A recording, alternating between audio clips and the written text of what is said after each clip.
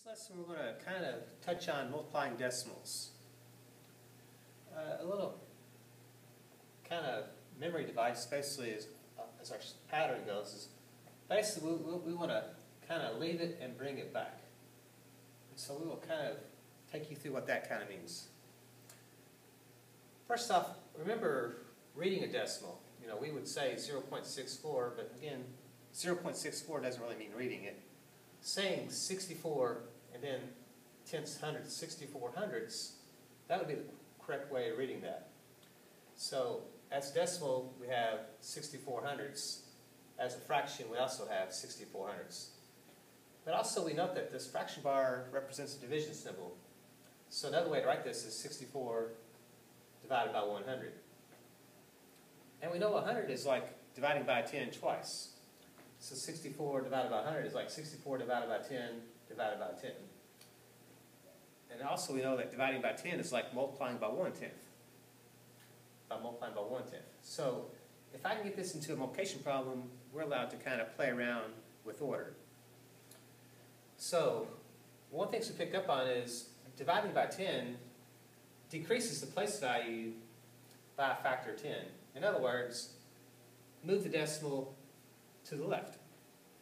So if I gave you the number 64, if I divide by 10, essentially what this means is move the decimal one place to the left, because dividing by 10, we decrease in place value. So instead of being a 64, this becomes a 6.4. Again, if I divide that by 10, that would again say slide the decimal another spot. So it actually slide over one more, and that would give us then 0.64. So when we see 0.64, this also means 64 divided by 10 divided by 10. Or multiplying by 1/10, multiplying by 1/10. So if I look at this problem right now, we see we have 0.85 times 0.2.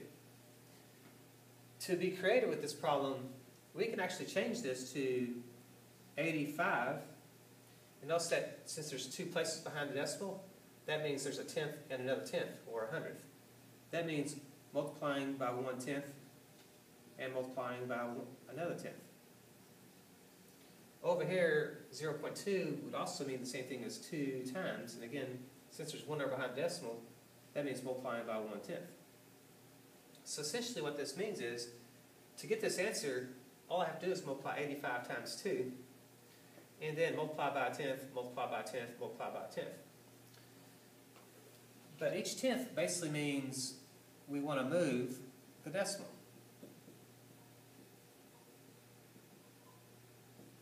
We want to move the decimal. We want to move the decimal.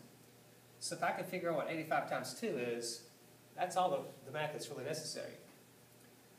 So 85 times 2, we could write like this. 2 times 5 is 10. We carry our 1.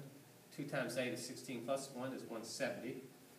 Or again, multiplication, we can model the rectangle model. So 2 times 85 is like an 80 and a 5. 2 80s is 160. 2 5s is 10. 160 and 10 would be 170. So as far as 85 times 2 goes, that gives me 170. Then if you multiply by a tenth, and a tenth, that essentially means slide the decimal, slide the decimal, slide the decimal. So I end up with 0.170. So as a pattern, we kind of leave out the decimal, multiply 85 times 2, and then we bring it back. Since there was 1, 2, 3 numbers behind the decimal, that's signal to me to slide the decimal 3 places to the left. So if I look at this problem, 2.7 times 0.12, essentially what we're going to do is leave out the decimal. We're going to multiply 27 times 12.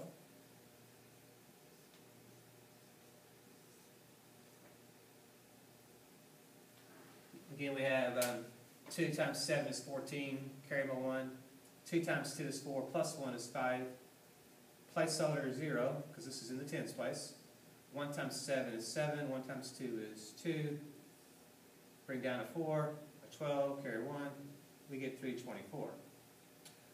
Or if you want to use the rectangular model, a 12 is made up of a 10 and a 2, a 27 is made up of a 20 and a 7, 10 times 20 is 200, 10 times 7 is 70, 2 times 20 is 40, 2 times 7 is 14. So we have 200, 270, 310, 324. So you can either multiply it like I've learned it, and I've also kind of learned it this way too, though. I think this one's kind of cool. The math doesn't seem as hard as this math does sometimes.